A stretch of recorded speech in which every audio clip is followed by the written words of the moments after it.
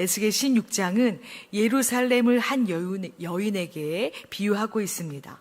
하나님의 은혜와 사랑을 이 여인이 배반하였지요. 그 이야기를 비유를 통해서 우리에게 말씀해 주십니다. 동시에 하나님께서 이 타락한 이스라엘을 어떻게 회복시키는가, 1절부터 63절에 이르기까지 크게 세 단락으로 나눌 수 있는데, 처음에는 하나님께서 이 여인을 어떻게 보듬어 주셨는지, 태어날 때부터, 근데 이 여인이, 은혜 받은 여인이 어떻게 타락했는지, 그리고 마지막에는 하나님께서 이 타락한 여인을 어떻게 구원해 주시고 계시는지, 1절부터 63절은 크게 세 단락으로 나누어집니다. 예루살렘이 행한 가증한 일을 비유로 알게 하신 말씀이 1절부터 14절까지 이어지는데, 그 안에서 1절부터 7절은 예루살렘은 버려진 아이처럼 태어나 아무도 돌보지 않았음을 말씀합니다. 그러나 하나님께서는 그 아이를, 옷도 입히지 않은 그 아이를 키워서 아름다운 여인으로 성장시키셨다, 7절까지 말씀합니다. 그리고 8절부터 14절은 이 아름다운 여인, 곧 예루살렘이지요, 예루살렘과 언약을 세우시고 그를 아내로 삼습니다. 그리고 이 여인을 화려한 옷으로, 장식으로 꾸며 주십니다. 이 여인은 이 아름다움을 통해서 결국 열국에 빛나는 존재가 되는 것을 14절까지 말씀해 줍니다. 예루살렘을 역사적으로 볼 필요가 있는데요, 예루살렘은 처음부터 하나님께서 택하신 나라가 아닙니다. 예루살렘은 가나안 정복 직전에 여부수 족속이 거주하던 곳입니다. 베냐민과 유다 지파에 의해서 일시적으로 점령되지요. 출애굽한 이 이스라엘 백성이 가나안에 들어가서 그 가나안에 있는 예루살렘에 베냐민과 유다 지파가 잠시 그 땅을 점령합니다. 그런데 예루살렘이 완벽하게 이스라엘 땅이 되는 것은 다윗 왕국 시대예요. 그러니까 예루살렘은 처음부터 하나님의 백성이 머무는 곳이 아니었다는 것입니다. 예루살렘은 이방 성읍이었어요. 그리고 이 3절을 보니까 예루살렘의 근본에 대해서 나오는데, 가나안이요, 내 아버지는 아모리 사람이요, 내 어머니는 헷 사람이라, 이렇게 기록되어 있습니다. 하나님은 이 이방 성읍이었던 예루살렘을 아름다운 곳으로 만들어 주셨다는 것을 오늘 에스겔 16장은 말씀해 주세요. 15절과 34절을 보면 이 아름다운 여인 예루살렘이 음란을 행하는 장면이 보도됩니다.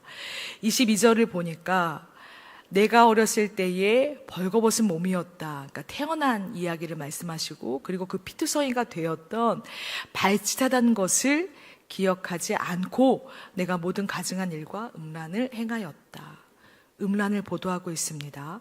예루살렘은 자신의 아름다움을 의지하면서 하나님을 배반합니다. 우상을 숭배합니다. 음행에 빠집니다. 그 음행은요, 예루살렘을 넘어서 아수르, 애굽, 바벨론, 예루살렘 안에서만 음행을 하는 것이 아닙니다. 이 여인은 남편 대신에 다른 남자들과 간음하는 음행을 행합니다. 예루살렘이 애굽, 아수르, 바벨론에 음행하는 것 같이 지금 이 여인이, 하나님께서 태어나면서부터 아름답게 했던 이 여인이 하나님을 배반하고 음행한 것을 말하죠.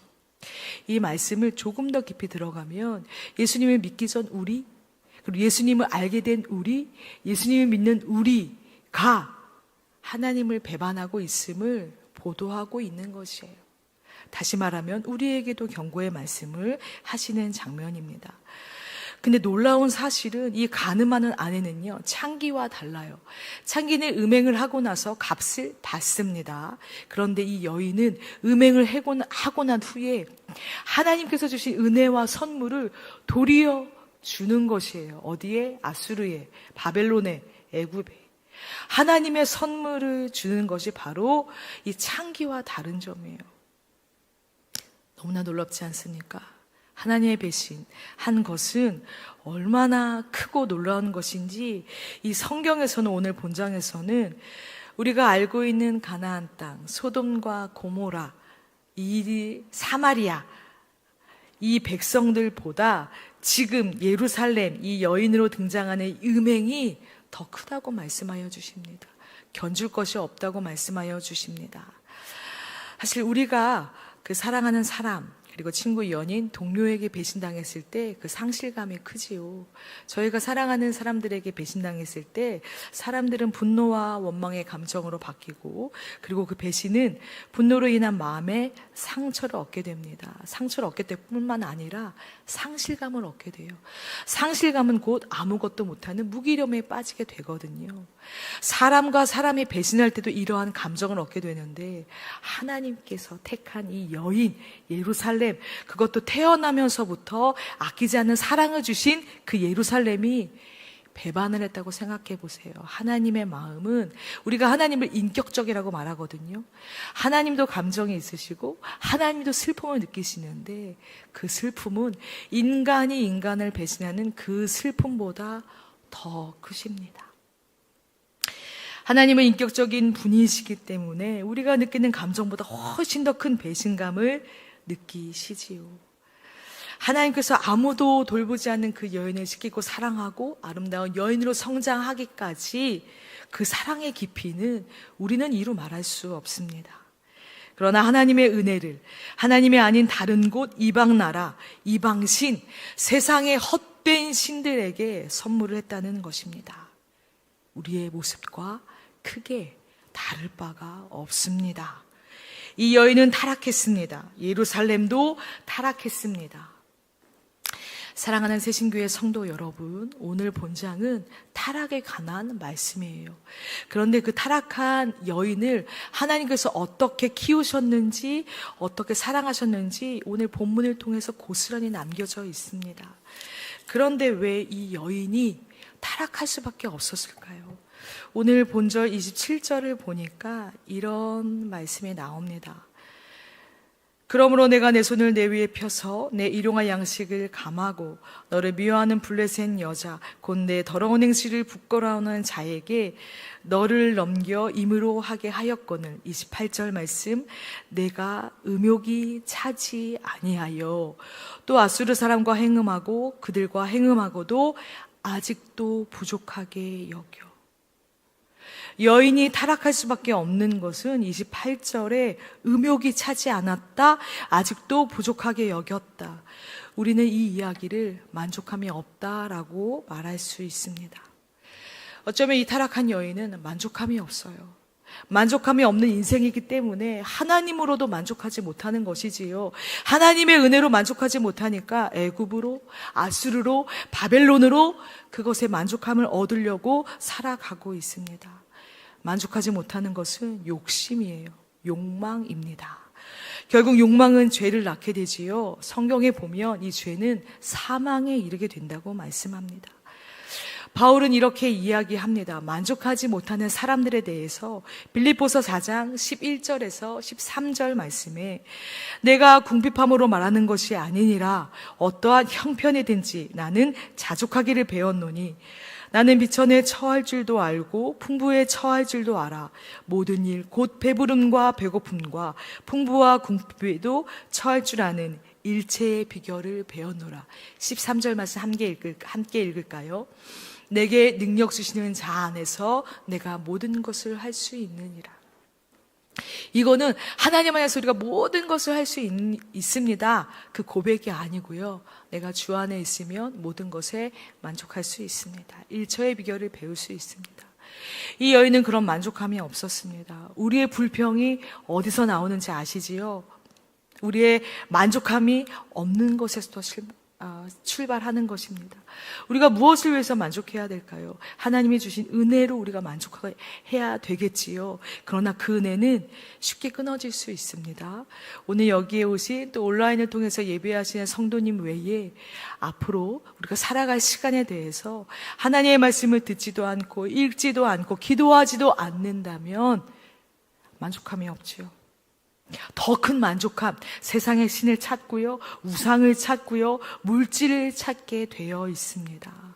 오늘 에스겔 16장에서 말하는 이 여인의 삶이 우리의 삶이 될 수 있다는 것입니다.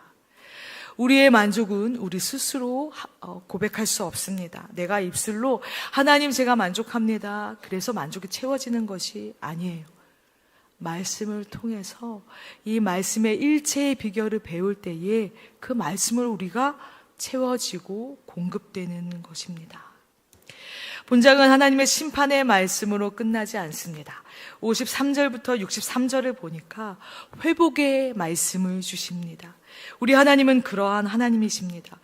60절 말씀은 이렇습니다. 그러나 내가 너의 어렸을 때에 너와 세운 언약을 기억하고 너와 영원한 언약을 세우리라. 아멘. 언약은 무엇인지 아세요? 하나님께서 우리를 백성 삼아 주신다는 언약이에요.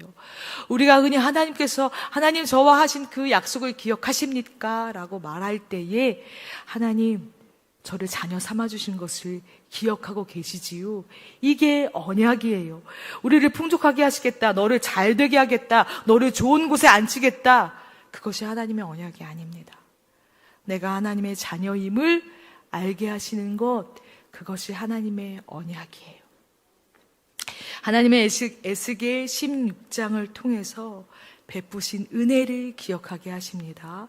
그 은혜는 우리가 죄를 하나님께 구하고 용서함을 받고 하나님의 자녀를 사랑하고 하나님의 자녀로 살아가기를 결단하는 그 결단을 기억하게 하시는 말씀이에요. 인간의 불성실함에도 불구하고 하나님의 자비와 신실한 약속이 등장하는 말씀이 바로 에스겔 16장의 말씀입니다. 우리가 만족하지 못하는 삶은 무엇입니까? 우리가 하나님을 온전히 만족하지 못하게 하는 그것은 무엇입니까? 하나님께서 돌보신 이 아름다운 여성이 다른 것에 마음을 두는 것처럼 우리 안에 다른 만족함을 구하고자 하는 것이 있다면 오늘 하나님 앞에 진실하게 고백하시기 바랍니다.